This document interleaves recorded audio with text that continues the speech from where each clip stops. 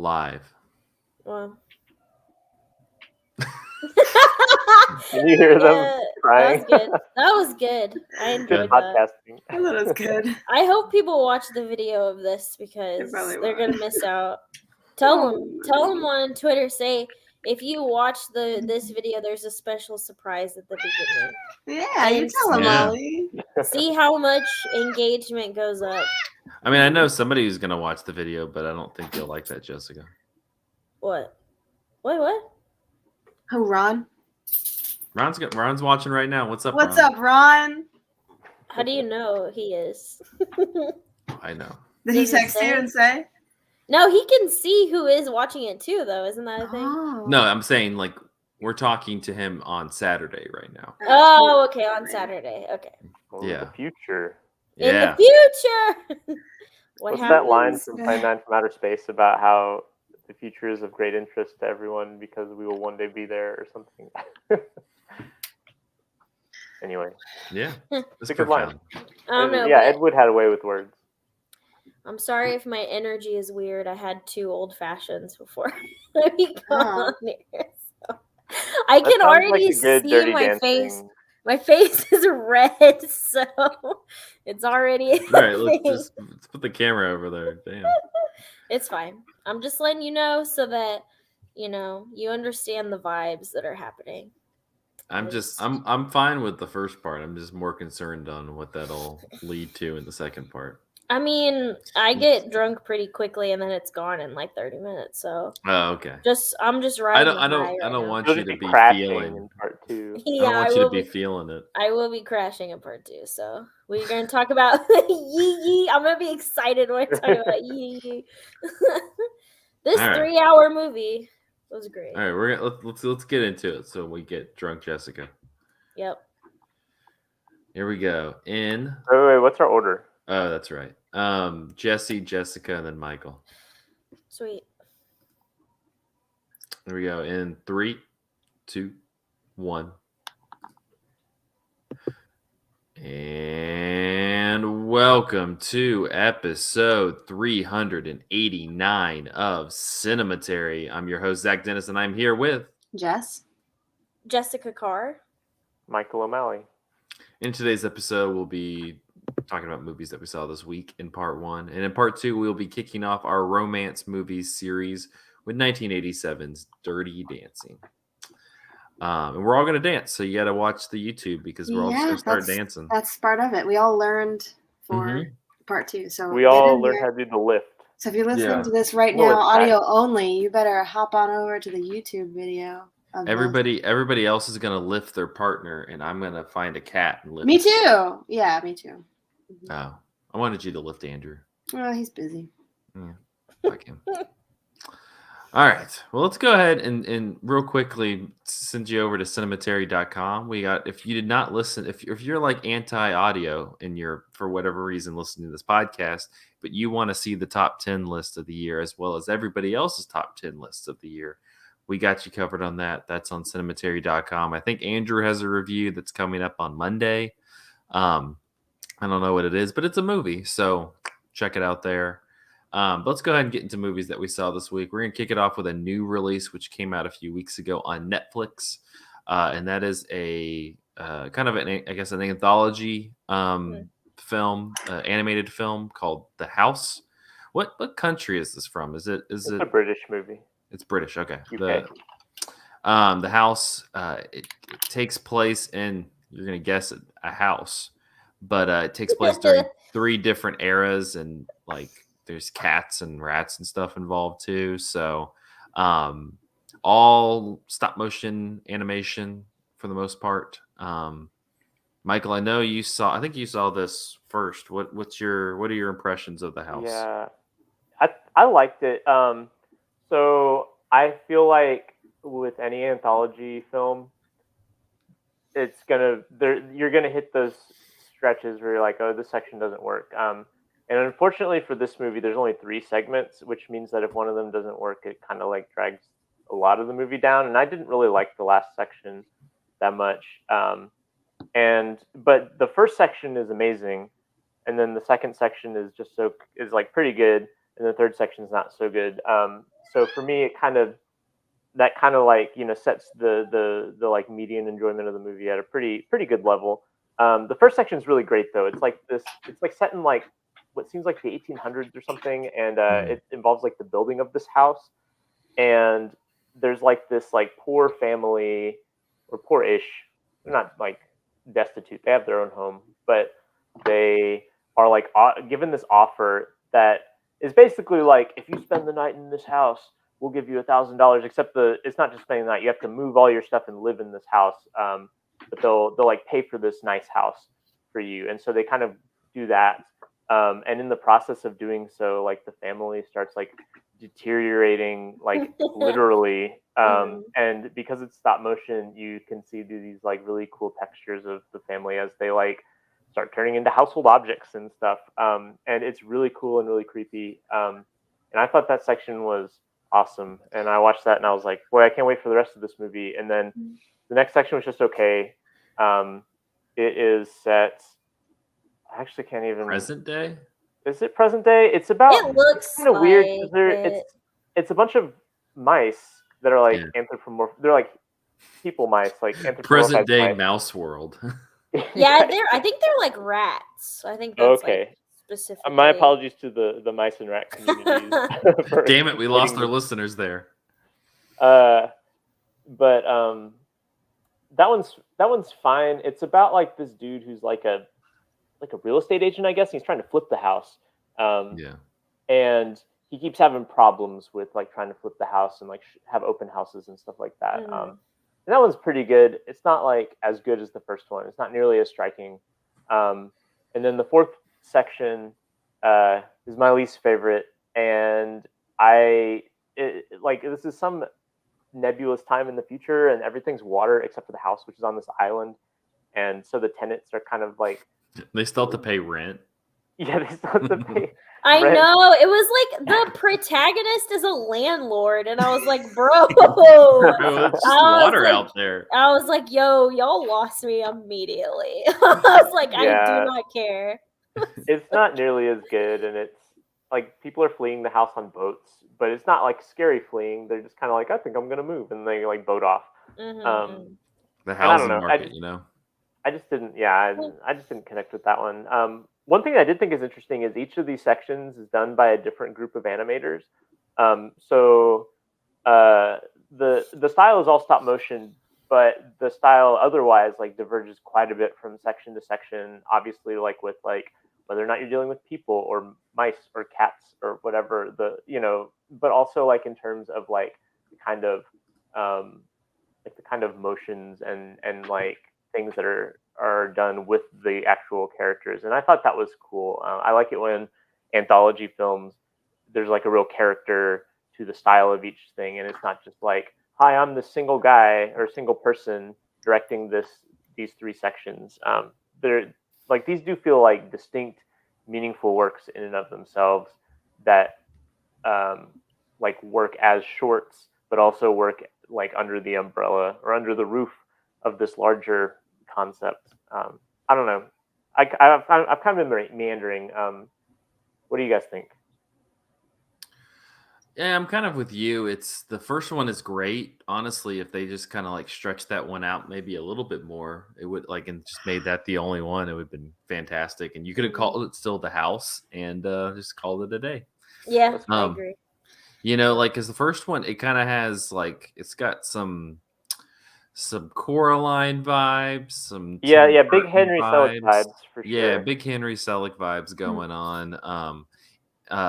Because like once you get into the actual to like the house, it just feels like it kind of never. It's one of those like never-ending spaces, and it just feels like you'll like walk into one room and it's like completely put together, and then you'll walk into another room and just because of the nature of like the kind of dollhouse effect, it just looks like torn apart, and like you also have just like this indestructible baby that just like falls downstairs and shit. It's amazing. But yeah, the second one, I honestly didn't like the second one either, because then you had like the tall mouse and like the short mouse, and I was like, I don't like this. Oh my gosh, it was like the freakishly tall like rat, so and then like a round rat.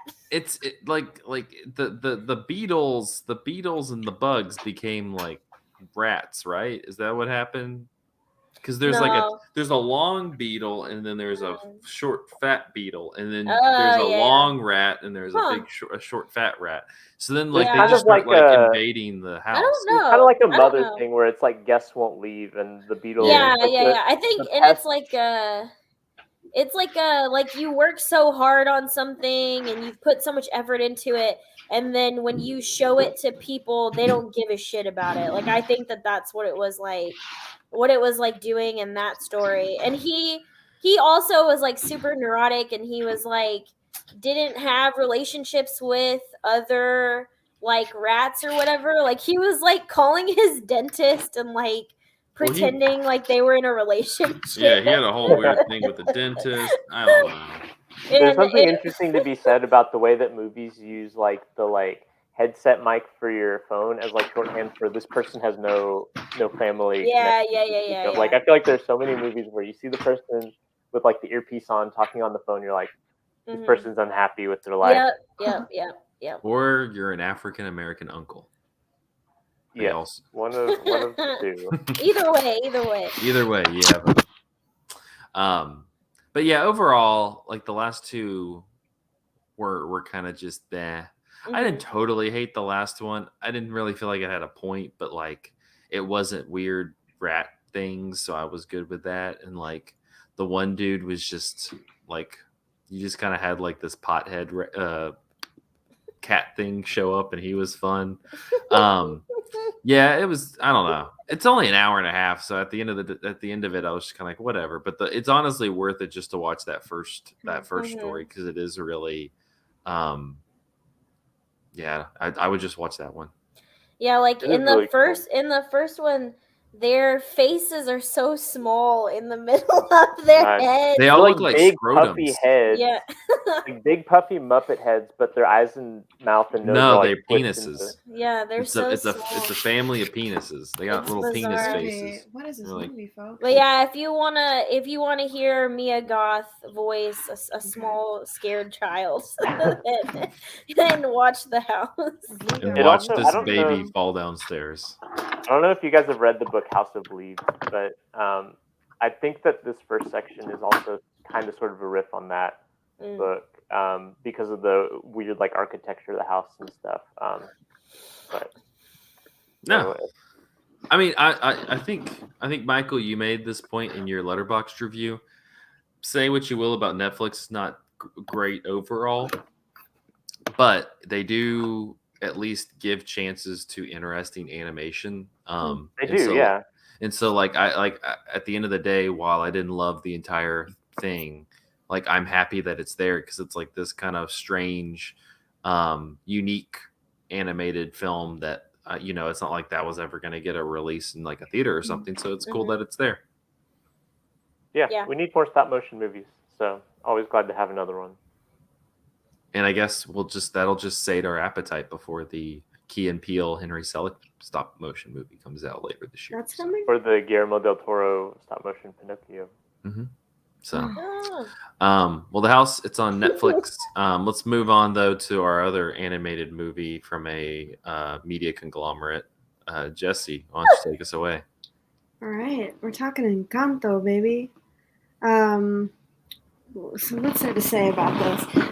I took a sick day on Monday, more like a mental health day. I needed something to do. Been meaning to catch up on this one because everybody's talking about it.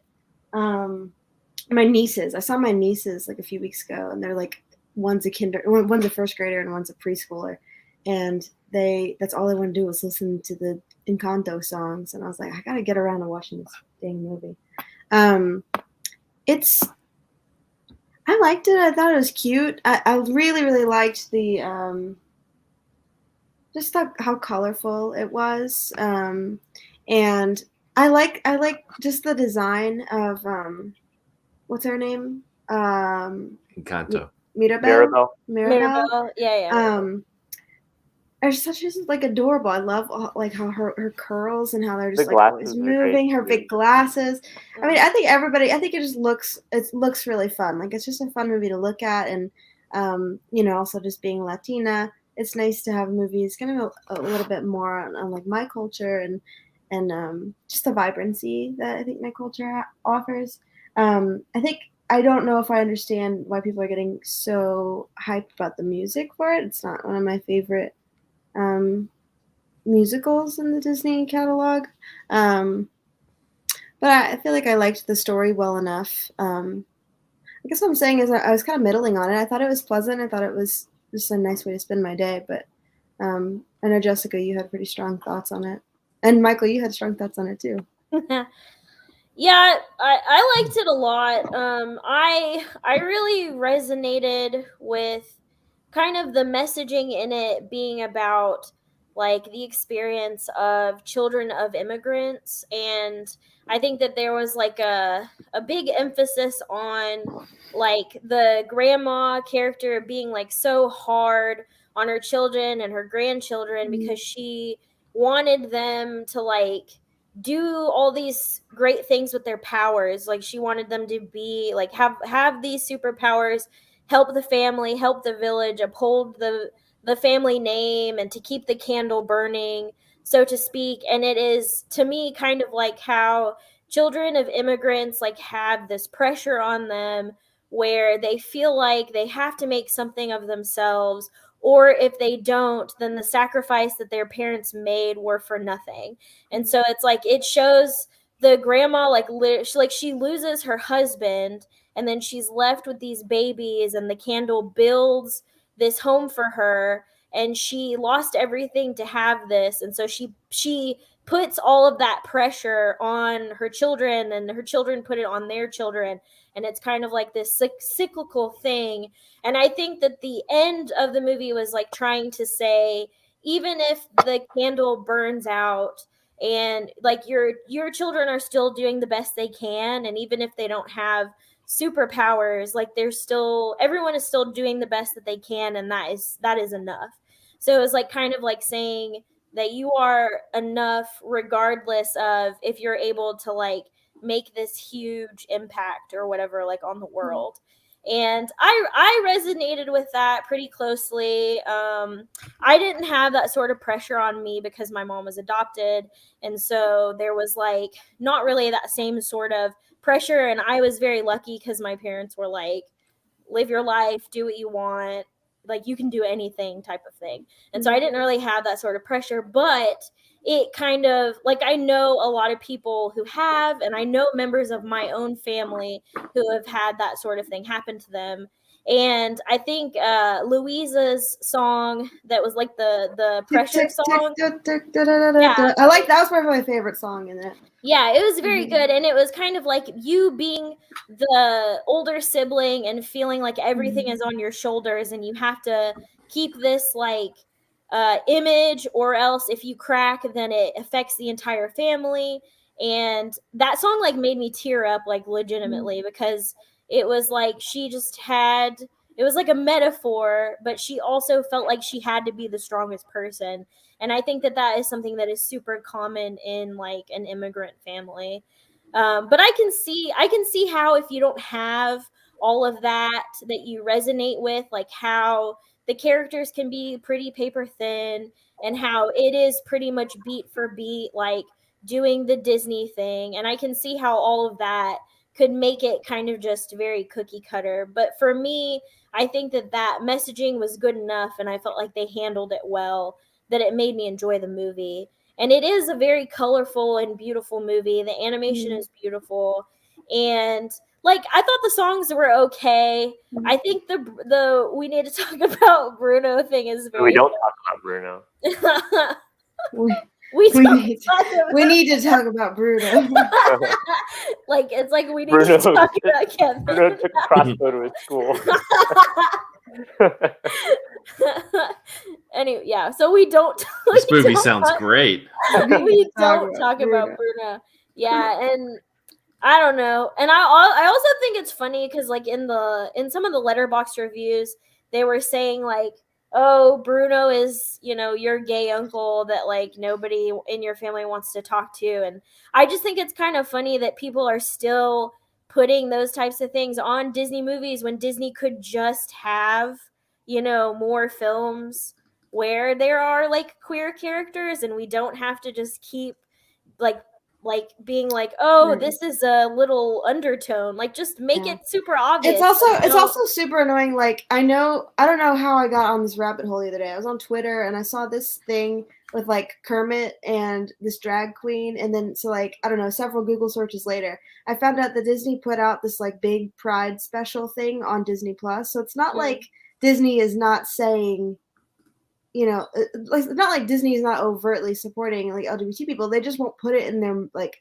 movies that people are gonna watch. They're just like, we're gonna throw this somewhere on we're gonna put this somewhere on our streaming service, but like we're definitely not gonna bother to include it in anything that anybody's actually gonna like watch in theaters or something like that. Yeah. I mean, they'll lose markets. Like Disney has always supported like somewhere in their like tentacle of media conglomerate like properties like LGBTQ films. And in fact, like that was part of like, I remember in the 90s, if you're part of like the like evangelical Christian boycott of Disney, it was that like Touchstone Pictures or something like that, like had films that like had positive representations of like gay characters or something like that. But the thing is that Disney as like a brand is so reluctant to attach it to its flagship properties because they want those flagship properties like their Walt Disney Animation Studios features or like their big the Marvel films or things like that. Like they want those to be as like broadly appealing as possible, and like they see so they make their losing business in the Middle East or China or from the evangelical Christian market as like so damaging, I guess, that they can't even like do the bare minimum of like giving gay characters like an actual character instead of like a random person in a Avengers support group. I will say, to going back to kind of about the movie and like our responses to it and stuff, I think like my bigger takeaway was I mean, I could definitely relate to the never feeling like you're really rising up to what your parents want of you. It made me think of that Linkin Park song "Numb." That was like my anthem as a preteen. I was like, yeah, that's should have me. Been on the soundtrack. It's like no, awesome. not numb. In the end, it was like I tried so hard, got so far, but in the end, it doesn't really matter. It was like my anthem in middle school. I was like, my parents I'll never be enough for them. That's kind of what the movie is saying, but in like a Disney way.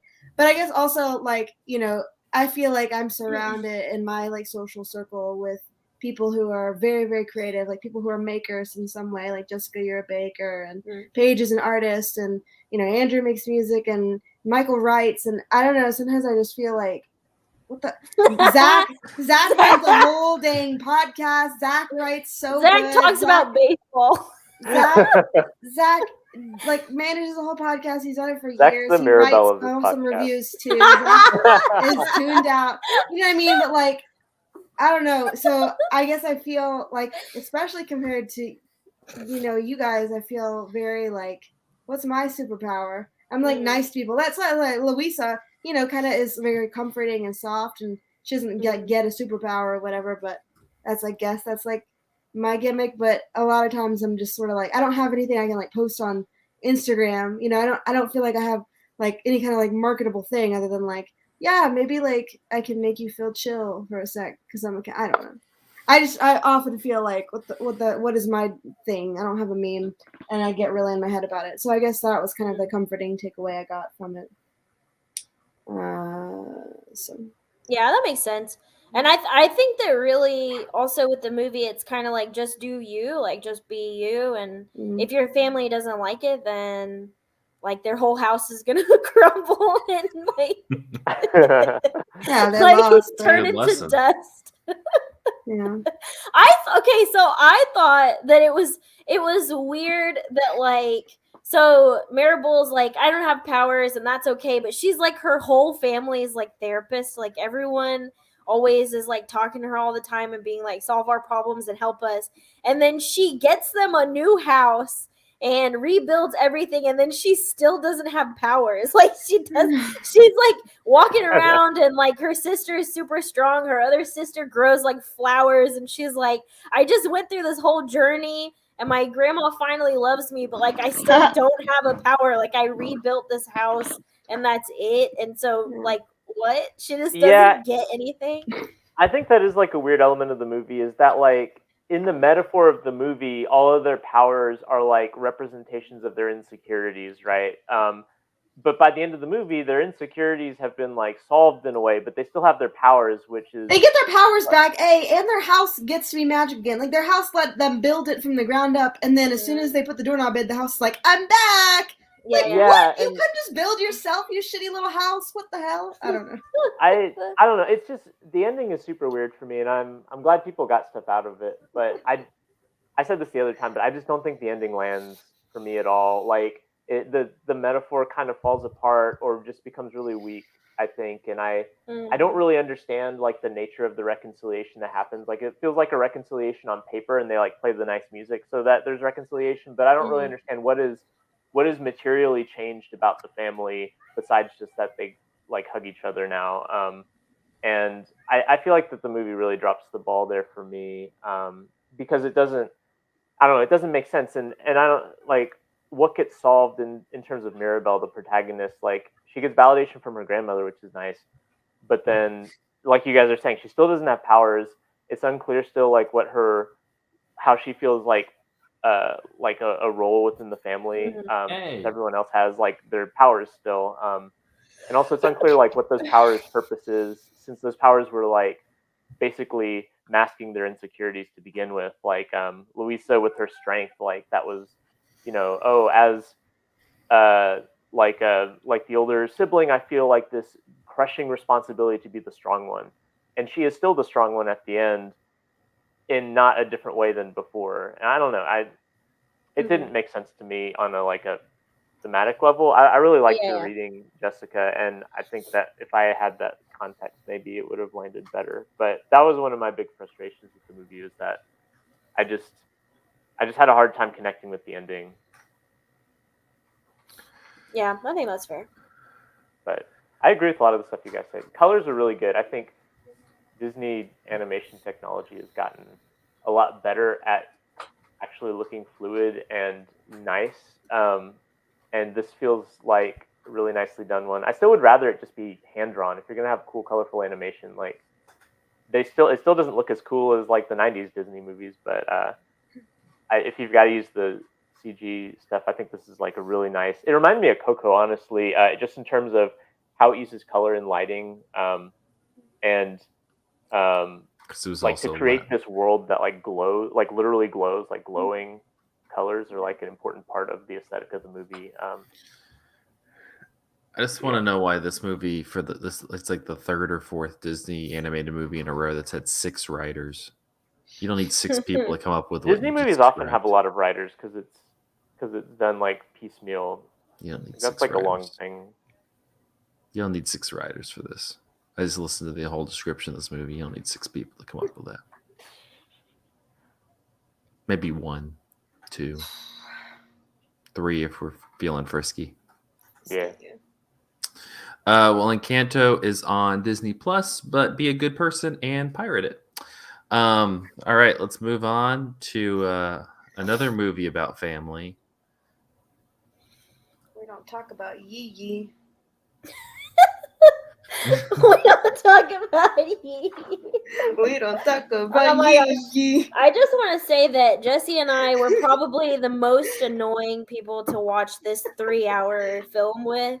Like Andrew and Cam were troopers because they put up with us, but we started getting so delirious towards the end that we were just making jokes about who was Yi Yi, and we were like, is the baby Yi Yi? Like, who's named Yi Yi? And Andrew was like, wow, nobody. Andrew was like, nobody's name is Yi Yi. That's just the title of the film. Nobody's name is that. I was like, no, Andrew, I'm pretty sure the baby's name is Yi Yi. They never said the baby's name. It means a 1 and a 2. 1 and a 2. Yeah. 1 Oh, and a okay. 2 and that's the baby you. So this like 3-hour film is directed by Edward Yang, and it is about a family in Taipei, and it is like a 3-hour long movie that kind of, I think it's in the over the course of a year, and there are at least, so there's a sister, a brother, a grandma, mom and dad, uncle. I mean, it's a multi-generational family, and it kind whole of gang. yeah, and over the course of 3 hours you kind of hit basically every character, and you get like a little spotlight into their life, and there are lots of threads of like what's going on in their life at the time, and so it's very very like slice of life type of film.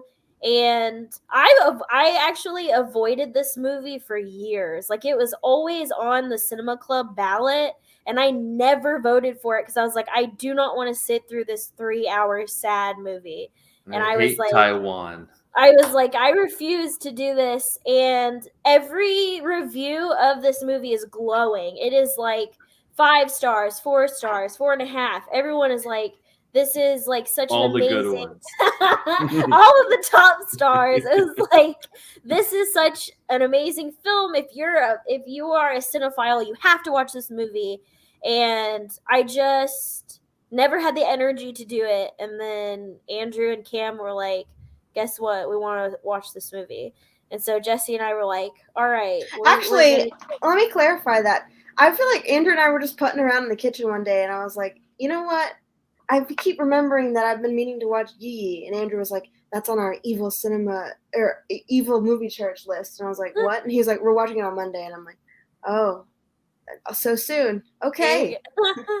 There you go. What the fuck is the evil movie church list? It's a thing. There's been a schism in the movie church.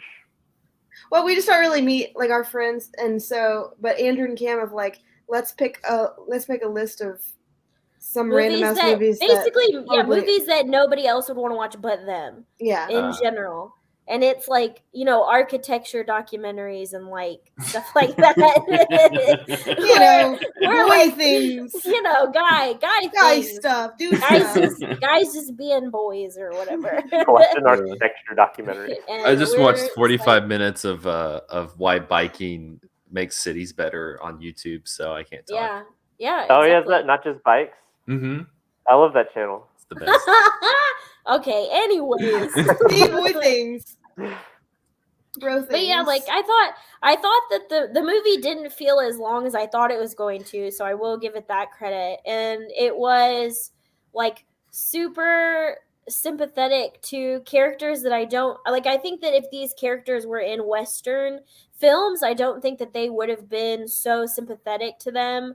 Like there's an uncle in the film, and he like was with this one woman, and then he got another woman pregnant, and they have a shotgun wedding, and then he borrows money from people in the family, never pays them back, and he also invites his ex to his current wife's baby shower. Yeah. And like his current wife is like, why are you doing this?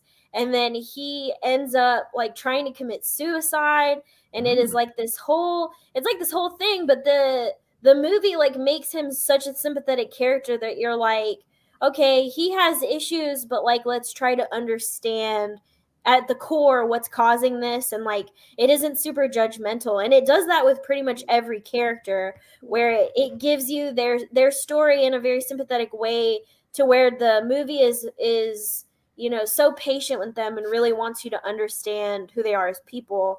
And I just thought that was so good. And like I made a joke in the middle of the movie, because there's always in all of these kind of like art films, you always have a character who isn't a part of the main like cast, and they say the thesis of the movie like kind of like in the middle, and it ended up being like the boyfriend character, and he just talks about That's the Yi Yi. He just talked about film being a reflection of life, and how you can watch a 3-hour movie and just learn so much about life, and it's like a snapshot into it.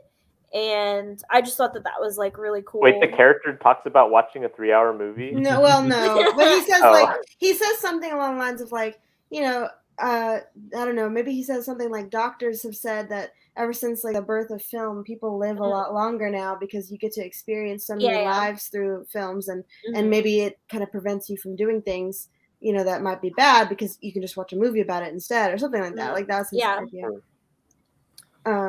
So Jessy, what do you think about it? Yeah, I mean, pretty much what you said, just that. I mean, it kind of reminded me of when I was going on a long rant about why I love Paul Thomas Anderson a few weeks ago, when we did the best of 2021. This is a very similar vibe where it gives you all these kind of little fumbling characters, very human. They have their little quirks and they have things that, like you're obviously supposed to kind of judge them for, like especially because the movie starts with a wedding of this guy, and after just a couple like kind of thrown different odd pieces, you kind of piece together like exactly why this wedding is controversial and how all these people know each other, and they set him up as kind of like a big doofus, and he kind of continues to be a doofus. But I also feel like as I was watching this and watching him, especially anytime it would cut to like a little tidbit of him, I started getting really worried for him. Like he kind of would laugh and stuff, and then a few scenes later you're seeing him like begging somebody else for money, saying he's like totally broke, and then bragging about how he's rich in another scene.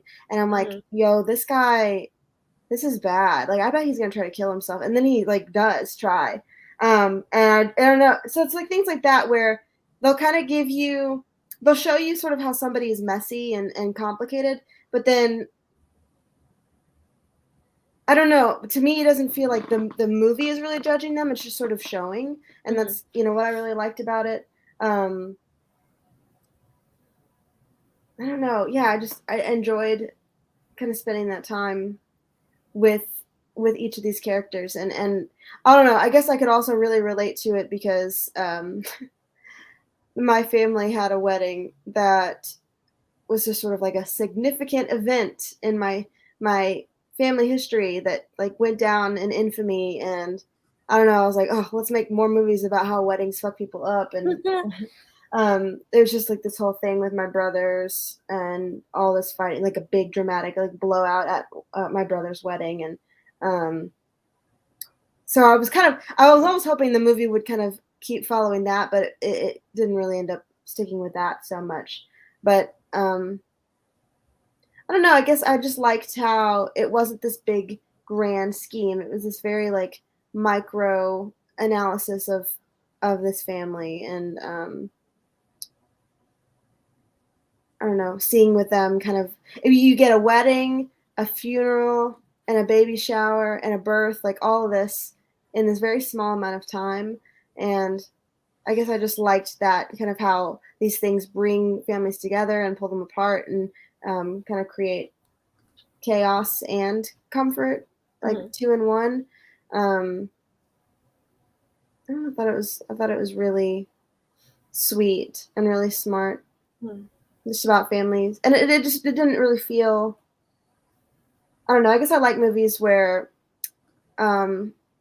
nobody seems like overly rich or overly this or that or that. I mean, even some of the characters are a little bit more well off, but it just feels like regular people. Like it doesn't feel like it feels like a relatable narrative of regular people who are messy, and I like that kind of story.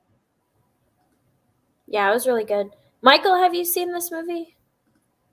I have not. I haven't like intentionally avoided it, but it's also like you said at the beginning, it's like a 3-hour movie that has this really like high, acclaim, and so it's sort of the movie that you always, or at least I've always felt like, well, I'll watch it eventually, and have never gotten around to doing it because it seems like an undertaking. I think that you would like it a lot. It feels very like your vibes. I think you would like good. Good. Yeah, the cinematography is beautiful. There's a lot of shots that are like reflections of things, and like reflections in windows, and like the city lights reflecting off of their apartment building that they live in, and all of those are very quiet and very thoughtful shots in between, just like going through like the whole family's life. and I thought that was really good. But I'm glad that I watched it. I always have this thing where I have movies like this that I just like after I watch it, I feel accomplished, like I accomplished something, and I'm just really glad that I did. I think it's lovely. That's what he means. I guess I also thought I was worried it was going to be like overly artsy, overly like I don't know, big dramatic. I don't know what I thought. I thought it was going to be a little bit more inaccessible, but I just think that anybody could like it and take something away from it, and kind of to me it was just nice. Well, nice. Well, I think it's Yi's in the Criterion Collection, so you can find it there. I don't know where else it would be. I don't know. Pirate it. Do what you need to do. Stop telling people pirate movies. Call up Yi Yi. He's one of the characters. Do it all you want. All right, we're gonna take a quick break, and then we're gonna go put each other in a corner after this. Oh boy! Nobody puts us in the corner. All right, my baby's still crying. I'm gonna be right back to make sure that there's not something wrong. Nobody puts us in a corner while we. I was very before I go check on my crying child. Yeah, go do that. I figured that the corner was going to play more significantly. I knew that very small in isolation, and it's such a random line. Like I don't even understand why it's only iconic because it presages like the actual iconic thing, right? Yeah, like, I don't really understand why that line's so famous, but you're right. But she's barely in a corner. Like it's not like the corner of the room. So like if you look at the room, it's like the room continues going, and there's just a little like jutting out part of the wall there. She's next to a pillar. False advertising. She's next to a pillar. For nobody puts baby in a pillar. Yeah, she's put off to the side. Maybe a corner is. I've got some. I know he's from the streets, but surely on the streets they know like the difference between a corner and a wall, right? Yeah, also, she's been eating, like, steak and lobster all week long, so I think she's fine. Anyway, BRB. I think she's good. Steak and lobster. I gotta go take ibuprofen, because I'm already, my head already hurts. I'll be back. And then there was two. Do you like how I switched chairs, like in the middle of y'all talking about the house? I just like very subtly like moved a chair out of frame and moved a new chair into frame. Yeah, I like that. I also like how you named all the creative, important things that everybody did except for me. I did 2 seconds later. Nah, you did it because then I kind of went, and you were like, "Oh yeah, Zach, you do stuff. You do everything, Zach. Like, what can you not say about this guy?" You know,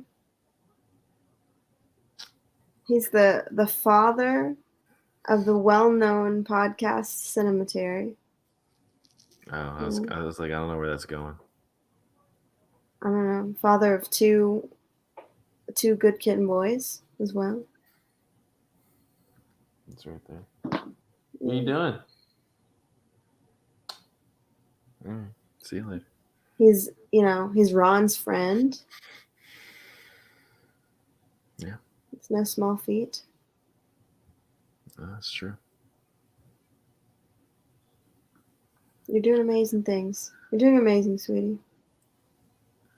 Thank you, dear. Are you gonna watch Lord of the Rings, The Rings of Power? I can't decide. I'm worried that it's gonna be horrible. Could be. I feel like there's a low chance it's gonna be good, but I don't know. I'll check it out. Oh, I probably will check it out. I almost was gonna watch the what was I gonna watch? Oh, the extended edition Lord of the Rings. I was almost gonna make a. You've never seen them? No, I have. I was just like it was one of those, like it was the start of a weekend. I was like, this is gonna be my weekend. Man.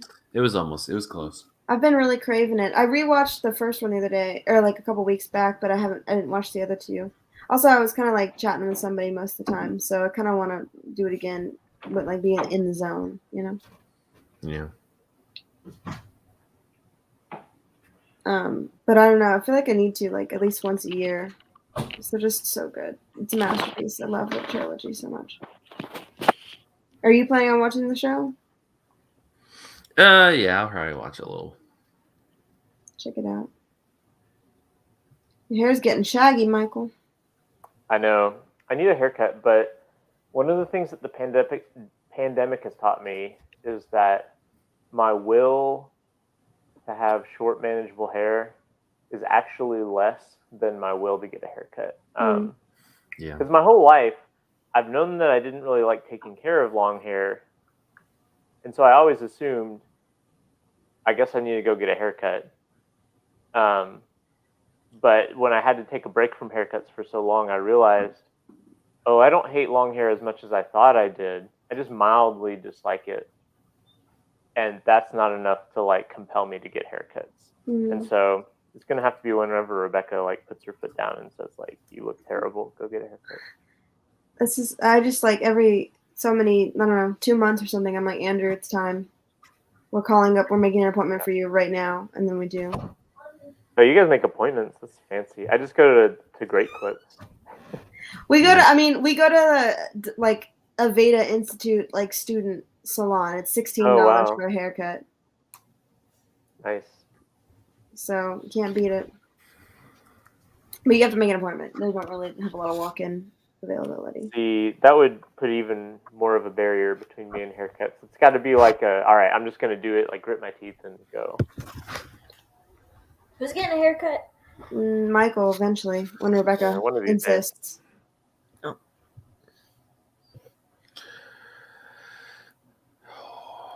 Are y'all gonna go see Drive My Car at Central Cinema?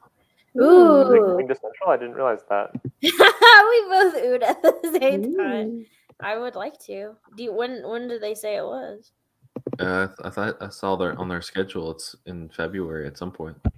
Nice. It's another 3-hour-long movie, though. I don't know if you're Is it 3 gassed hours? out. Mm-hmm. Man, people need to calm down with that. What was the other thing that they were getting? Oh, they're getting that X movie, which I don't know if I'm going to watch or not. They have that Flea movie that's like the... Flea movie? Flea, like Flee. Oh. Oh, like I know what you're talking about. It's not like it's not like the evil sequel to Bee movie, but it's about fleas.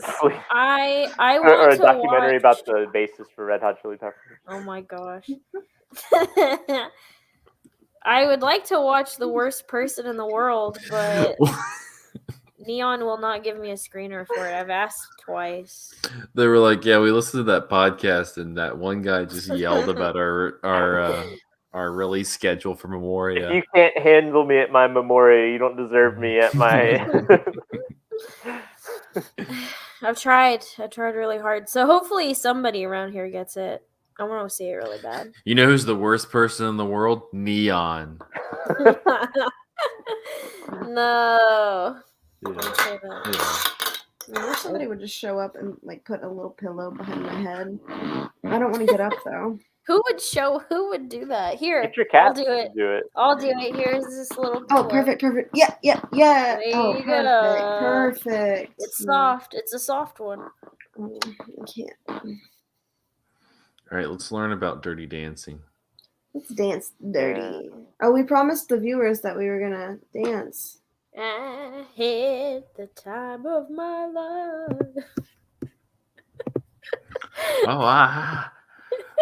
This is Rod Stewart. I had the time of my life. Wait, that's not Rod Stewart.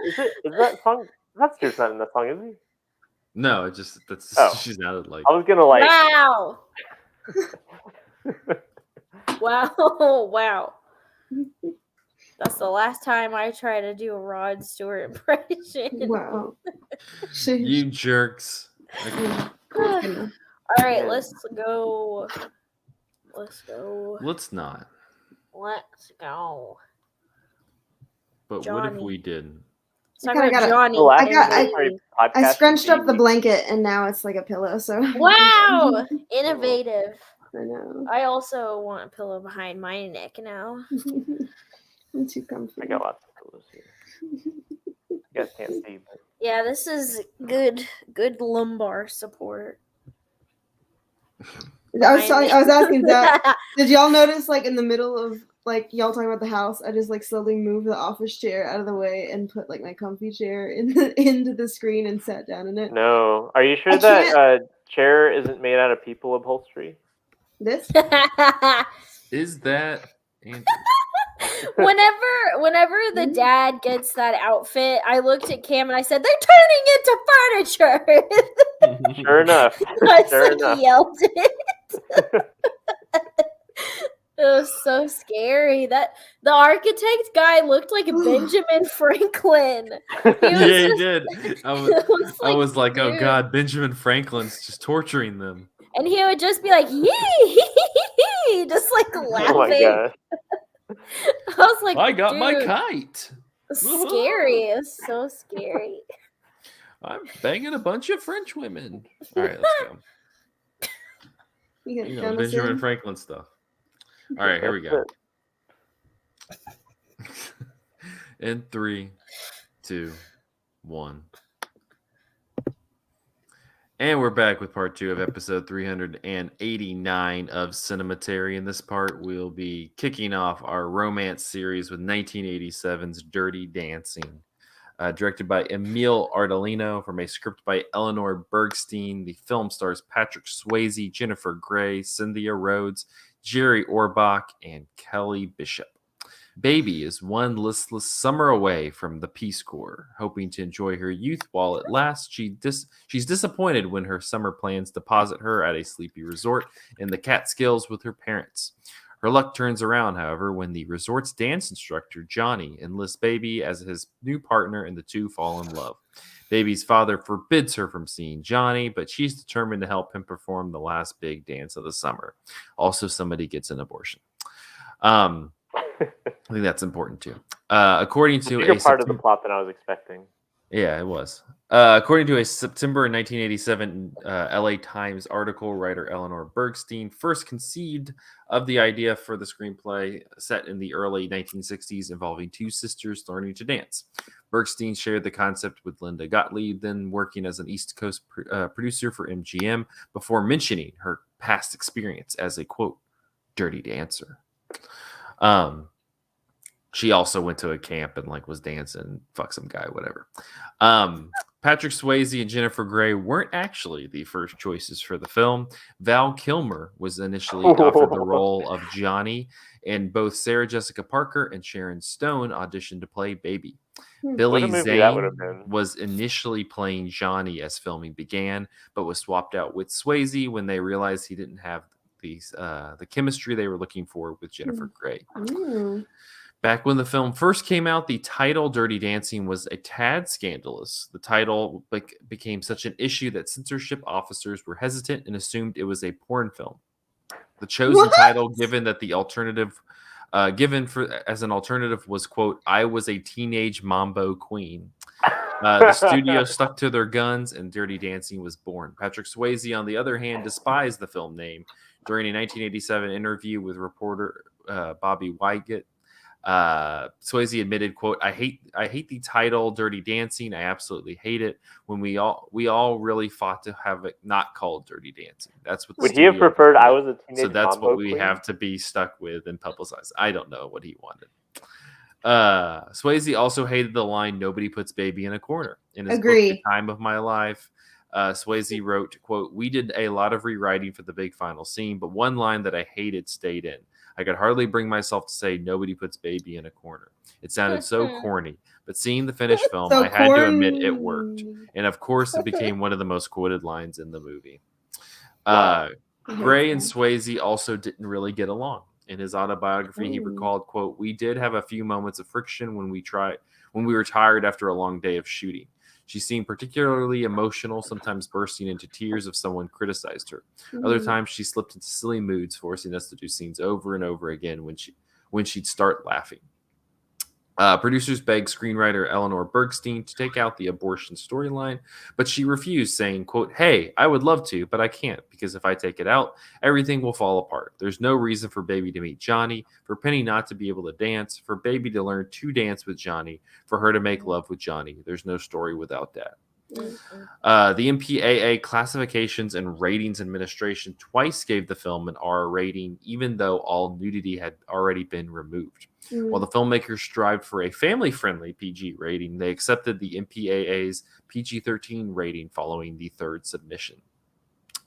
In 1987, just gone for it, like guns blazing, like nudity, abortions, dirty dancing. I guess they didn't want to lose, they wanted it to have a wider audience. I guess, In 1987, the LA Times said, with its PG-13 rating, this may be a movie intended for young audiences. Certainly, it's one of the rare films that takes seriously the considerable struggles of young people to find their place in the real world. If so, they're going to have to share the theater with a lot of bemused adults torn between libido and nostalgia.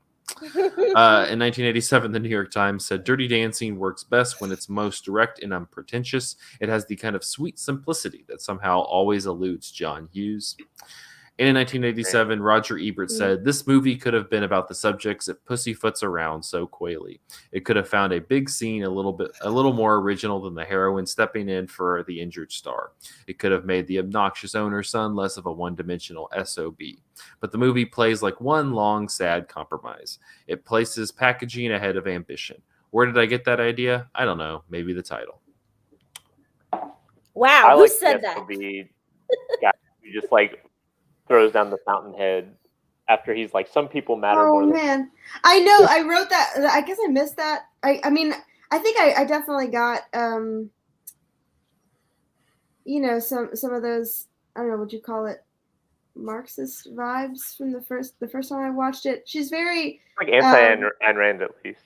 Yeah, well, I mean, I don't know. I think she's very alienated from the community of people that she's in. She just sees them all as so self-absorbed, and her aim is just really just about being somebody for everybody, helping all people, and like not, I don't know. But anyway, like that specific line killed me, and I like paused it and wrote everything down, where he was like, some people just matter more than others. And he was like, here, you should read this, and hands. But then he's like, the best part, he's like, but you need to give it back because I have notes in the margins. Oh my God. And then I loved her response. She says, you make me sick. Stay away from me. Stay away from my sister, or I'll have you fired. And then she smiles and then pours some water. I don't know. She's leveraging her privilege. So her line delivery there was just so fun. Like how cold she says it, and then she says, or I'll have you fired. And then smiles. I can't believe it's so funny, the controversy both ways about the title. I don't know. I think it's like I mean, of course it's an iconic title. We're talking about an iconic movie, but I feel like that title is just titillating enough that I think people are like, what is that movie going to be about? The point. Yeah. And that, what else is the movie but about some dancing? That's true. Dancing is slightly dirtier than like the foxtrot. I know, and it cracks me up. The first scene that you see them like doing the dirty dancing to, talking about mashed potatoes. Like the song's like, do the mashed potato, but they're like grinding on each other's genitals. Like, what? This is really setting the mood. I guess it's the 60s, 50s. I don't know.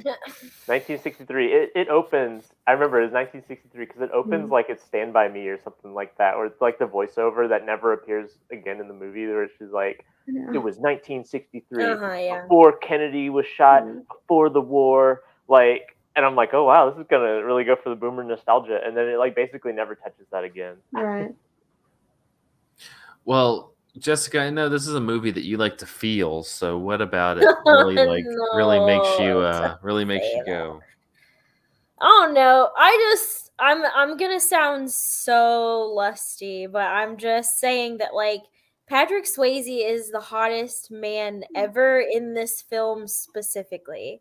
Like, he just looks so good. Like, I don't know what it is. It's like I like a dude with like pretty big, strong arms. Oh, and they like, show those arms a lot. yeah. You see a I like lot of them and, arms. yeah, and I'm not talking about like a beefy, meaty, muscular man. I'm just talking about some, some pretty like firm arms, like just nice, just this part of the arm just being like firm and nice, and like he can hold you. And there's so many just like eye candy moments where it was like I can tell that this was written by a woman, because it was like, yes, the guys in the movie are so much more attractive than the women in this movie. Yeah, and like really attractive dudes.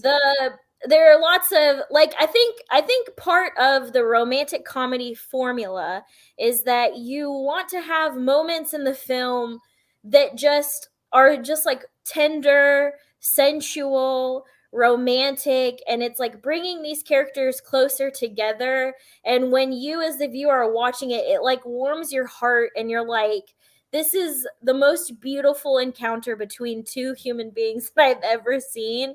And there are like, are we classifying this as a romantic comedy? Yeah, I wouldn't call it a comedy. It's not very funny. I like the comedy part. That's a comedy. That's good. It's just a romance.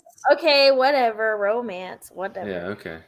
But it is no. I will say, like, to your point, Jessica, or maybe I don't know if you're trying to make this point, but like it has a rom-com structure, like a really classic rom-com structure, in that they start out disliking one another, right? Like Patrick Swayze is honestly like kind of a dick at the beginning of the movie, and it kind of becomes clear later on like why he is that way. But then they like fall in love, overcome their differences and fall in love, but then there's a last minute twist that separates them and like causes a complication in their relationship, and then there's a kind of climactic romantic gesture.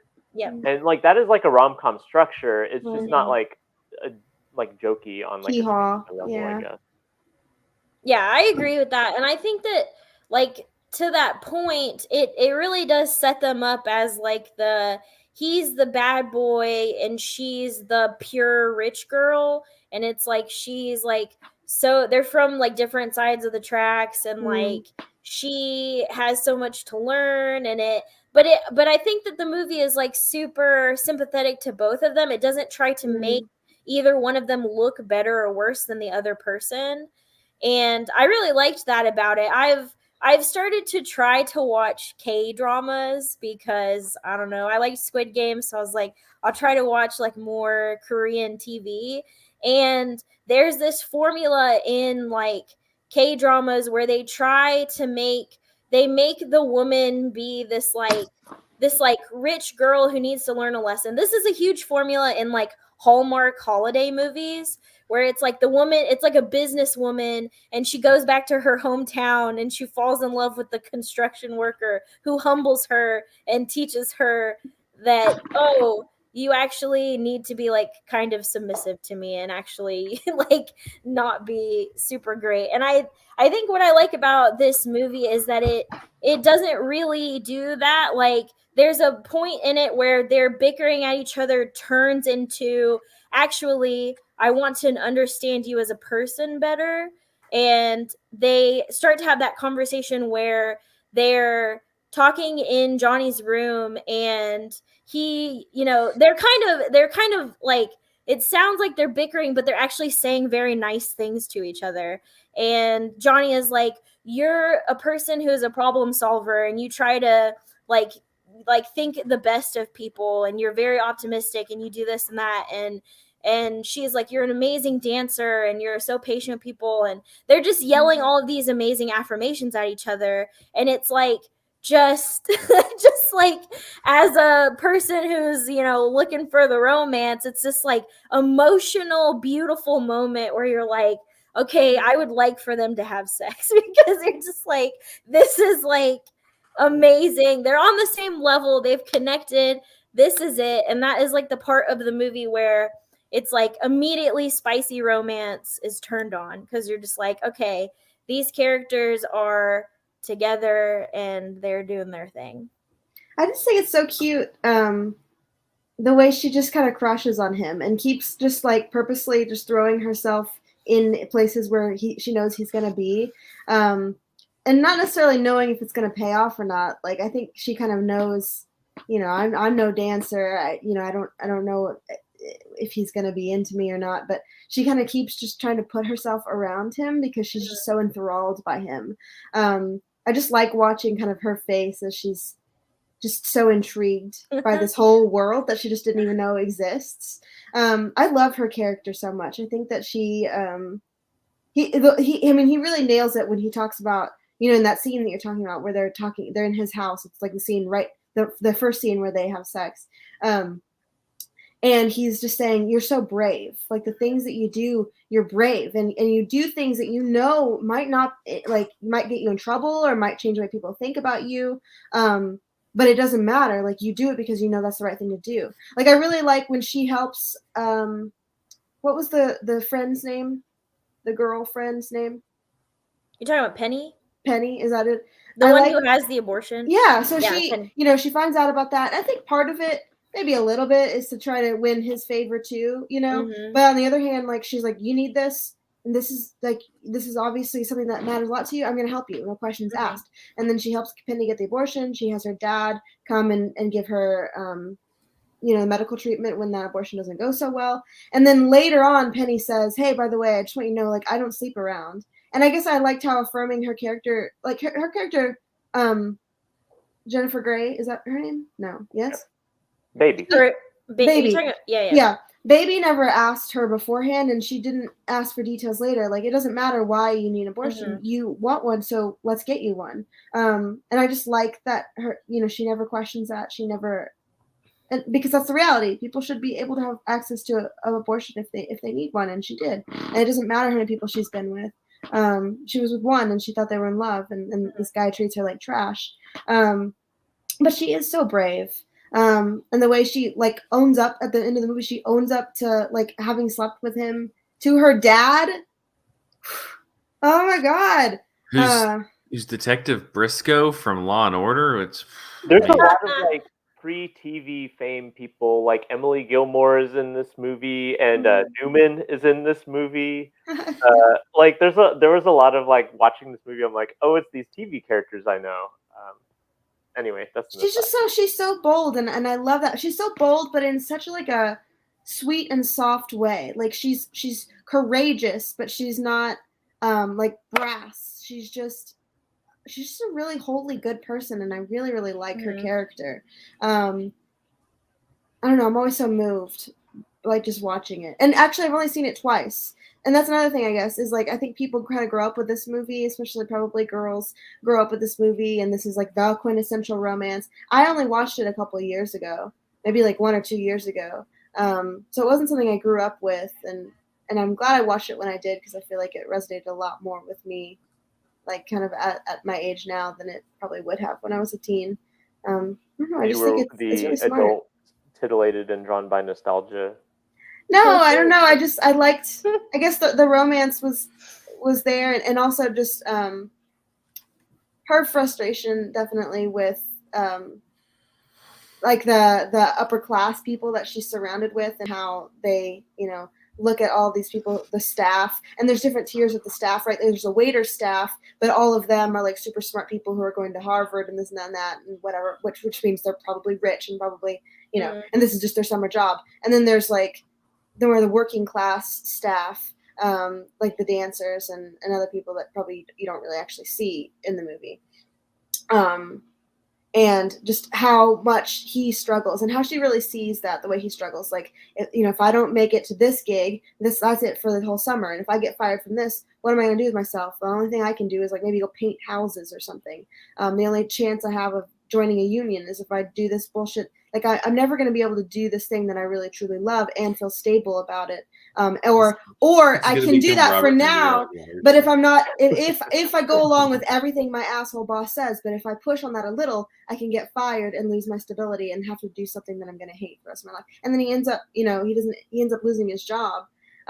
Because so that's the thing is like, she can be brave and bold and she still really has, like the position of comfort because she comes from an affluent family. He tells her like, I'm so inspired by you. I can't afford to be bold and brave and courageous like you because I don't have that safety net. If I lose this gig, that's it for me. I don't get to be like a professional dancer. I've got to go like paint houses and be, I don't know. I think it's really smart too, but it's also so sensual. I don't know. I love how like just sweet and playful there's a scene where she's like walking down the stairs and like dancing, and she's still kind of like new to the dancing, so her moves are kind of dorky and stuff and sweet, but she doesn't really care. And there's a scene where she like looks around and then does this like, I don't know, thrust on this bridge. She's just adorable. I don't know. But yeah, I think it's also very romantic, very sensual, and really smart. I just think it's a lovely movie. It's nice that it's nice to see a movie that like you get to like watch two people who clearly want to like fuck each other. You don't get to see that anymore. Everybody like has no sexuality in any way in movies now. You know, you watch like a Marvel movie and it's like Thor's never fucked anybody. What are you talking about? Okay. So that is true. There's like that weird like. The 80s were such a weird time for like mainstream movies in terms of like what content. Like at the beginning of the 80s, you had PG movies with like nudity in them and stuff, and then like the PG-13 rating comes around, and for a while like PG-13 is just like we shaved off like a few seconds of nudity or sex so that we were an R. And now like I feel like PG-13 movies in this current moment are like tamer than like what PG movies were in the 80s. And if you're gonna go for like sexy times, you're just gonna go for the hard R. Like there's like a really weird like missing middle of movies in terms of like content right now. And then there's like a gap because it's like it's either you got like the Disney-fied blockbustery movies that just have no sexuality, and then it's like you got something that's just like almost over the top, and you're just like all right, we get it, like something like Benedetta, which is just like whoa, like we get it. At times, I don't really want to see the PG-13 Benedetta. But there's no happy medium where it's just like you can like tell this story and it's not the movie's not about like gratuitous nudity or sex. It's about like just two it's hot sensual, people, hot people who want to fuck each other, like whatever. I mean, I like movies that can really balance like romance and sensuality, and I like seeing movies with nudity and really good like passionate erotic sex scenes, but also like I like that this has both, and it plays so much right on the cusp of an R rating, but it's able to kind of keep it within this frame, but they really do. I think it's just really well done in that regard. But I think you're right too, like really good chemistry between actors is something that maybe we don't get as much of. No, I mean, I think it's just more like they're not. It's not there in the material, like that's again like we're catering to like we're catering to either China or evangelical Christians to not super sexy. Sorry. Also, like audiences. Romance as like a genre has more or less died in terms of theatrical distribution. Like you get stuff like, which we'll see later on in this series, like All the Boys I Loved Before. Like, you kind of had that like Netflix rom-com like renaissance like a few years ago. But in terms of like wide release rom-coms, like there's not that many. Like I guess there's that movie coming out with like Shakira and Owen Wilson that looks kind of like. Oh my gosh, it's Jennifer Lopez. Jennifer Lopez.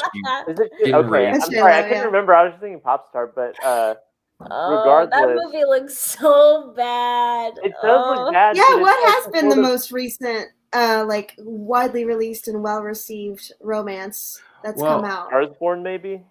What is it? Star is Born, maybe. Yeah. I guess it's more like a tragedy, though. Yeah. La La Land. I don't know. Well, all love ends in tragedy. Somebody dies at the end. But I feel like as film has. That's what happens. Maybe as film has like increasingly doubled down on like movies that cost hundreds of millions of dollars.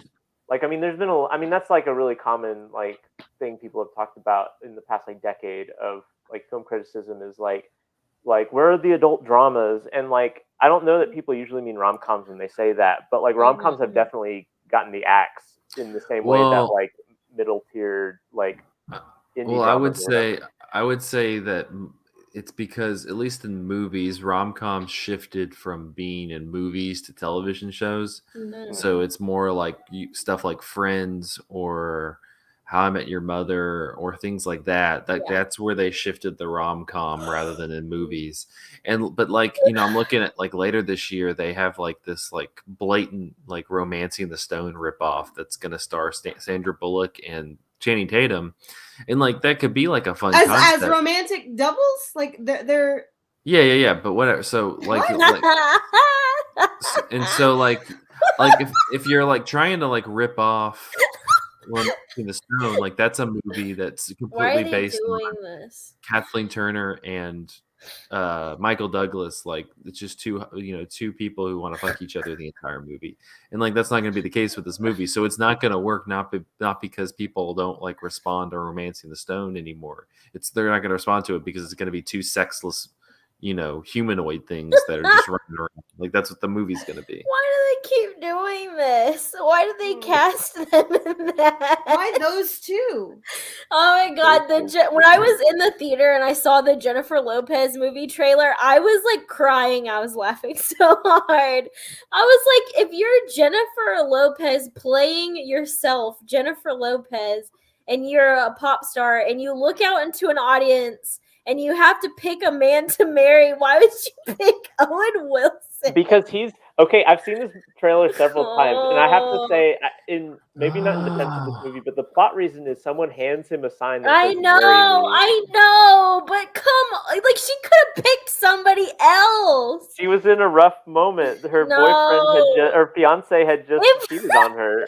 I know, but in that rough moment, if you look up and it's Owen Wilson, your brain has got to do something else. No way. So about Dirty Dancing. Dirty Dancing. Anyways, Dirty Dancing is really good. It's so good. I mean, other than being just a horny movie, like what about it do you feel like keeps it like why are people still watching it? Okay, I have a thought on this because this is my first time seeing this movie, and I knew by heart that final scene because I had seen it on TV. I had seen it parodied like a bajillion times. But I think the thing that's and it always kind of like it was one of those things like, sometimes things are iconic and you kind of acknowledge that they're iconic without really understanding like why. You're just like, yeah, that's the thing that lots of people reference.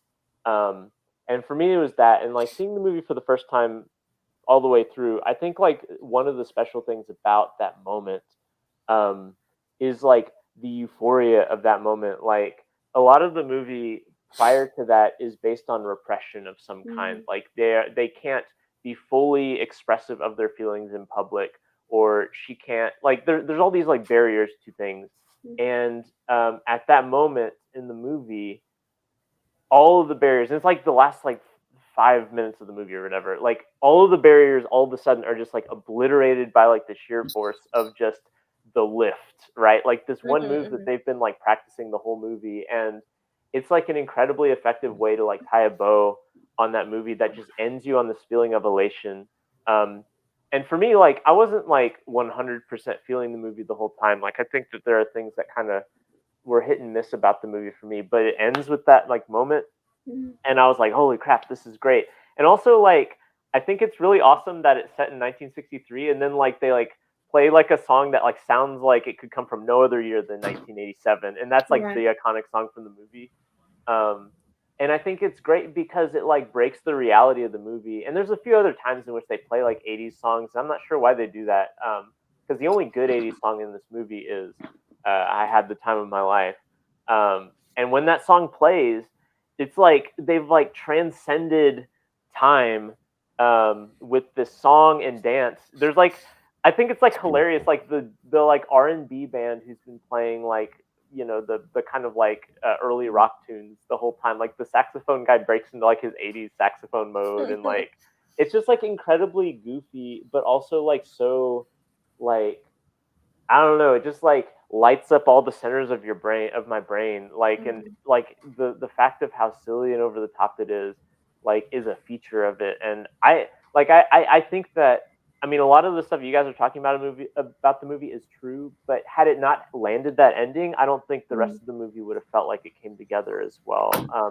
It's kind of like one movie that maybe we're gonna have this movie later on. When Harry Met Sally, are we doing When Harry Met Sally?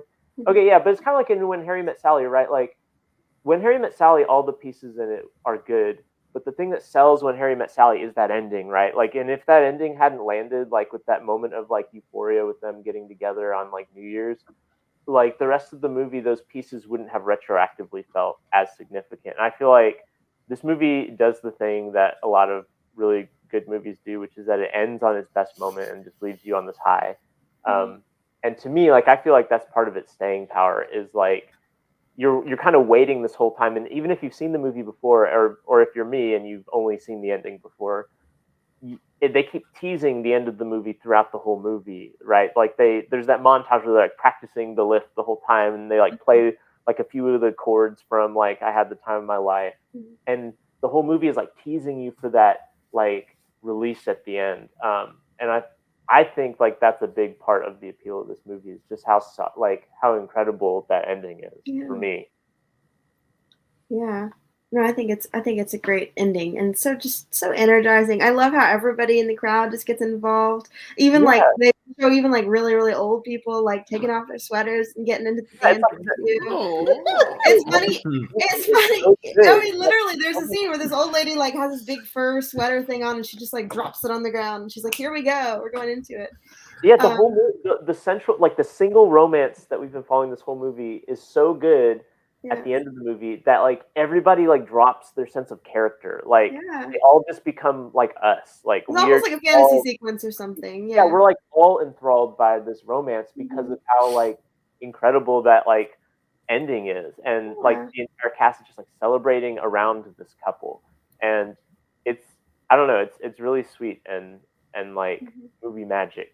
It's amazing to hear that that Zach, when you were telling us a little about the making of, that the two leads didn't get along.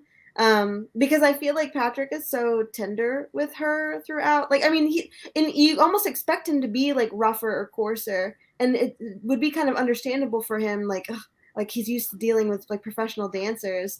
That's not when he's rough with her. You get what I'm saying, though. Like, he really is very encouraging to her. Like, even she doesn't make the jump at the big show that they do in the middle of the movie, and she's kind of beating herself up about it. But he's just really genuinely sweet to her, and like, no, you did a really good job. I mean, I guess that's because he's a dance teacher, so he has to know how to not be too coarse with people, but how to be encouraging. But he is, but he seems very genuine, and I just feel like they have such good. Eye contact and connection, and they seem very soft and sweet and genuine to each other throughout. So it's surprising to hear that they, just did not get along at all. It's called acting, my dear. I know they're good, is what I'm trying to say. They're good. She kind of dropped off after a couple of 80s movies too. She really she's in like a couple really iconic movies, like and stuff. Right. Yeah, what happens to her? I don't know. She's like, I got it. I get my 80s gigs and I'm good now. No more. Honestly, there's something kind of beautiful about like having your career frozen in time like that. Right. Like, yeah. I don't know if she feels that way, but I think it's kind of beautiful. Good for her. Yeah. So, I mean, there's a lot I like about it. I think that it's really romantic and sweet and sensual, but I think it's also got some, smart things to say about class and privilege sprinkled throughout it too. And I don't know. I guess one thing the movie's saying, but I don't know if I have like a full fleshed out thought. Maybe you guys do. It seems like it's trying to hint at the end of an era and maybe the beginning of a new era, because they're at this camp, or I don't know, what do you call it? I mean, it's like a resort type of thing. All of these I wasn't aware of until recently, but I guess it's like super common to have these like full family like summer camps. Like if you're like Jewish in the city and you like go out to the Catskills or something. Like I've seen like multiple pieces of media that involve this same scenario for whatever reason, and maybe it's not just Jewish people, but in all the cases I've seen, it's like Jewish families doing this. And they're all, it's just these rich whites, all these big rich white families just showing up and being dorks. Like I love the scene. There's a scene where they're all out on a lawn. Yeah, and one of the staff members is teaching them like the corniest dance moves on earth, and I'm like, can you imagine a whole family of grown-ups doing this now? I mean, the camp comedian is Wayne Knight, so that's all you need to know about how corny it is. I do love when she's going out to she's like sneaking out to have sex with Patrick Swayze, and they're like, "Where are you going?" And she's like, "Oh, they're doing charades." In the other building. gotta do some charades. And it's like, no, I'm just gonna get railed by Patrick Swayze because he's super hot. Yeah. Speaking of him, though, you talked about like Jennifer Grey in this movie, but I feel like it's. I mean, no offense to her, but like Patrick Swayze completely owns the movie the entire time. Like when you first, not only when you first see him like dancing, but that first the first party they go to. Like it's like that whole scene's just great because he literally is just walking around that room, and I think everybody in that room, no matter who you are, wants to have sex with him. Like, and she just like sees him and she's like, I carried a watermelon. And then she's like, I carried a why did I say that? Amazing. But he just he just kind of has like this presence on screen, not just for being sexy, but just like he has this presence on screen the entire time where it's just like That's true. He commands. I've never really liked Patrick Swayze before because I always there's some like I feel like he's kind of greasy looking, or he's got that. He's very sweaty too in this movie. Like he's really good in this movie, but he's kind of too slick sometimes in his movies.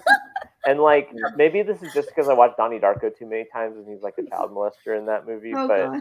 Like I did not know. But in this movie, like this is the first time where I like understood like the phenomenon of Patrick Swayze, and I'm like, oh, okay, this is Go why, watch Ghost. Go watch Ghost. The pottery. No, go watch Point Blank. Yes, Point Blank and Ghost. And I see what you're saying though, Michael. Like he's not one that break. He's not one that I'm like usually drooling over, but not Lee Marvin. I get it when I watch this movie. Yeah. Yeah, like I think he's so tied to that particular era, and a lot of the fashion and like mannerisms of like people in that era like are like turn me off. Like they're kind of like plasticky and like much hairspray, you know. Yeah. And I get that from a lot of his roles. Like and I know he's like supposed to be a sex symbol, but this is the first time where I'm like, oh, okay, I understand like why people feel that way about him now. Yeah, agree for sure. He's not one I usually would be like a Patrick Swayze movie, but I think he's great in this. I don't know. I think his romance with Keanu Reeves in Point Break is much more steamier. It's great. Oh yeah, it's good. It's good really stuff. Good. They're in the rain together. Could be good. I do like Point Break. Could be gay. What the fuck are you talking about? Could be gay. It is 100% like. What the hell are you talking about? Yeah. All right. Well, tired people say that Dirty Dancing is sexy. Wired people say that Point Break is sexy. So. Why not? Cool. ¿Por qué no los dos? ¿Por qué no los dos? Any final thoughts on Dirty Dancing before we wrap up? One of my favorite. Has anyone seen the sequel/prequel? Jessica says it's good. Is it? You talking about Dirty Dancing Havana Nights? She says I certainly also am. very sensual. It has Diego Luna as the main dude, and it is. I mean, I don't think it's like a well-written movie or super good, but the dirty dancing in it is. I mean, dirty. You telling me Diego Luna is gonna be dancing sexily and sweatily for like 2 hours? Yeah, sounds good to me. Yes. Bring back, Zach, you were talking about like a rumba movies. I say bring back sweat in movies. People, you watch a movie from the 70s or 80s, and those people are just like drenched in sweat like the whole time. Even if it's not like a sensual movie, they're just sweating the whole time. You know they're having a good time. If they're sweating, you know they're having fun. There you go. Yeah, again, like no Marvel characters ever sweat. Yeah, I want to see like, they've never sweat. They never had sex. Yeah, like Captain America. He's that old dude on the bench. He stayed back to like be with that British lady. They never had sex. Also, let me mention about my last thought on Dirty Dancing. Is absolutely they got together, got married, had one kid, and got divorced. Oh, let's not go there. No, I think that that the movie specifically implies that this is it. Like it's like a summer romance.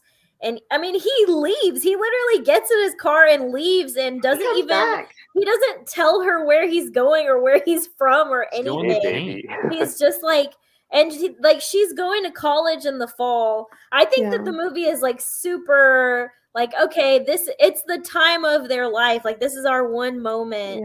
And like I think that it's very much like a encapsulated like summer love. And then like we enjoyed our time together. And whenever they say goodbye to each other, they just kiss and he's like, I'm out. Like we don't need to linger on this. And I think that is like dating her later on in life and like just knowing you never measure up to like that summer camp dance instructor. Probably hopefully she didn't tell him much about it. I think I think it's very specifically a summer romance. I think so too. But it is nice to think, well, maybe they continue to talk. I don't know, I doubt it. My ultimate fantasy of the movie, I think the ultimate fantasy of the movie is the scene where so like her dad's super pissed at her because she's like basically admitted that she's been going behind his back and getting with this dude and spending the night with him and stuff, and her dad is like, I can't believe, who are you? I don't know who you are anymore. I've heard that line before. And she has this scene. She's just so cool. Like, I just love her character. She's so brave. And she goes and talks to her dad and says something along the lines of like, you know, I disappointed you, but you disappointed me too. You know, you've always talked about how we should go out and help people and do this and do that. But what you meant is people like us, people who are also, you know, rich and this and that. And you just like totally turn a blind eye to working class people and this and that. And she's like, you know, I'm your daughter. I wish that you could see me for who I am and love me for who I am. That's what you're supposed to do. I do. I still love you. And then like, I don't know, she says something else and she's crying and she walks off and you see him cry too. And then they get back together. I was like, that's really, and there's like small moments like that in the movie that just seal it for me, where it's like, not like any other like romance movie where it's like, even though this dad is like this doctor guy who's like very strict and very judgmental, when as soon as he sees his daughter cry, he's like, he loses it. Like he's just like, okay, like my daughter is unhappy and that makes me sad. And it's just like little tiny like little cherries on top of the sundae, where it's like very beautiful. Another, like when we were talking about the final dance, I've seen this movie at least 25 times. I've seen this movie a lot. I like growing up, like in middle school, high school, I'd watch this movie and be like, this is the dream romance. This is like a perfect summer romance. It's the ideal. And like they're just being forced to watch Yi Yi. And they're just like, you know, little moments here and there that are just that you notice when you watch it multiple times. And like whenever, like kind of like what Michael was talking about, as a person who watched the final dance for the first time, I'm a person who watched it for like the 25th time, and the magic is the same. The magic is like still there, and it's because of what Michael was talking about, it being euphoric and this like movie magic moment where you're singing along with the song and you kind of know some of the dance moves and you're like dancing with it. And Cam refused to watch this movie with me, and I was like, he would like it. I just don't see what he wouldn't like about it. He's I feel seen like it's it. really I mean, smart. It's one of his mom's favorite movies. He's seen it like multiple times, but he was like, I don't want to rewatch it. But I made him watch the final dance scene because I was like, this is sweet and we're going to watch it together. And I was just like, at the end of it, he was like smiling so big because it's just so hard. It's so hard to watch it and not smile. And I love like also what Michael's talking about everyone's just the facade, the charade, just like fading away for everyone. And it's like when they start the dance, Patrick Swayze looks at Baby and she looks at him and he gives her like a tiny kiss on her nose. And it's just like, it's so sweet. Oh my gosh. So yeah, like I think if you watch it like multiple times, they're just like little things with them that they do together that are super sweet, that just like seal the movie as like a iconic A+ romance. Yeah, I think it's fantastic. I really wanted it to be on this series. Like, I guess any other thoughts on, like, this series, or kind of calling it or thinking of it as like some of the greatest romances, like in our, not necessarily only our lifetimes, because we were all born in the 90s, but I don't know, like, what do you think cements this as like a GOAT romance? Guys, dudes. I mean, I don't think it as one viewing in. I don't know if this is one of my GOAT romances. I don't. It's hard for me to say. I mean, I think you guys have done a really good job articulating like why it's good. I think to me, it like I said, like most of my feelings about the movie are like elevated by the way it like just sticks that landing. There's a couple movies that are in our series that have the class dynamic. Like, we're gonna watch Titanic, which is like more or less the same dynamic, repeated, with obviously a much different effect. And that's honestly never been something that's appealed to me super much. Like, there's something weird to me about, like, it's always the man who is lower class, and like the way that like the ruggedness of class is always like equated with the sort of like muscularity of body that I've never really identified with. And I think there's one advantage that Titanic has is it doesn't do that. And I still struggle. Like, I think the overall class stuff is interesting and cool, but like the like making erotic of like the working classness is like cool, but I also feel like a little bit reserved and distanced from it as well. So I don't know. I'm now ending on a bum note, but my feelings are kind of that in terms of the romance. But I really like individual moments of this movie, including the ending. It's fine. I'm curious. Like, okay, so I mean, the females on this podcast are really enthusiastic, and the men are kind of,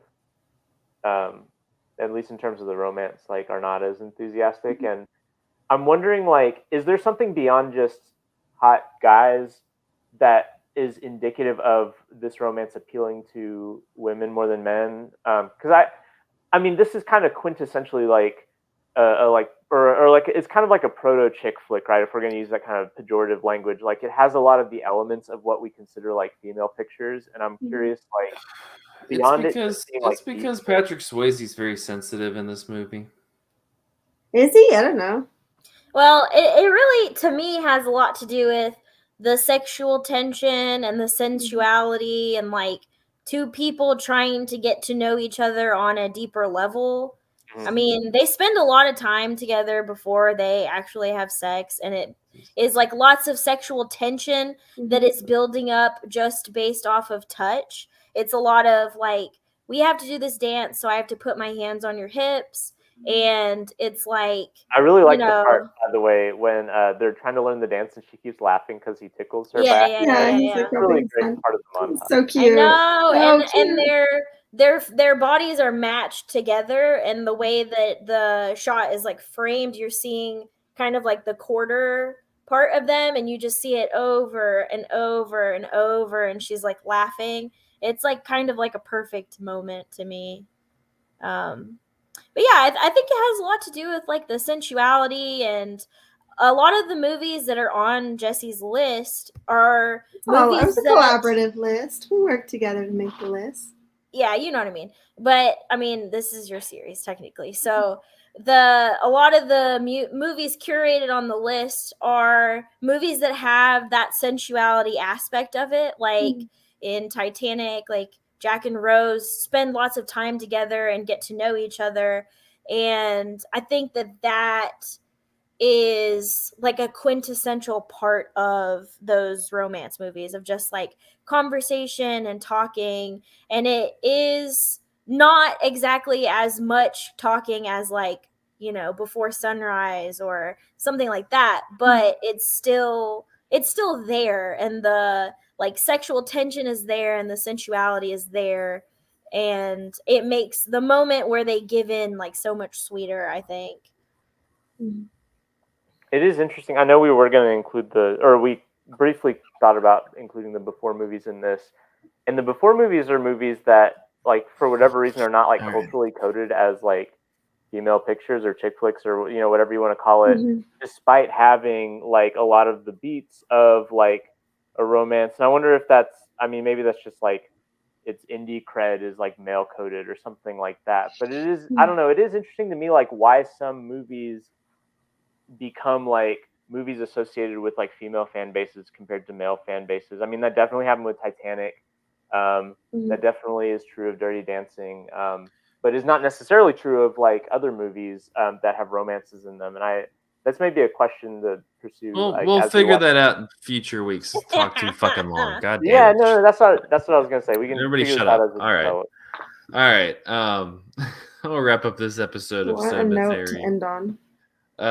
You can find us on Facebook at facebook.com/Cinematary, on Twitter and Instagram at handle @Cinematary, on Letterboxd at letterboxd.com/Cinematary, and on Patreon. If you'd like to support the podcast and the website, you can support us at patreon.com/Cinematary. Thank you so much to Cam, Chad Newsom, Corey Willingham, Harry Eskin, Candace Sisson, Ron Hayes, Titus Arthur, Tyler Chandler, and Whitney Rio Ross. Thank you for your patronage. We mentioned it when we were talking, but next week we're going to be talking about When Harry Met Sally from 1989 to continue the romance series. Until then, thank you guys for listening. We'll see you next week. Stay cool.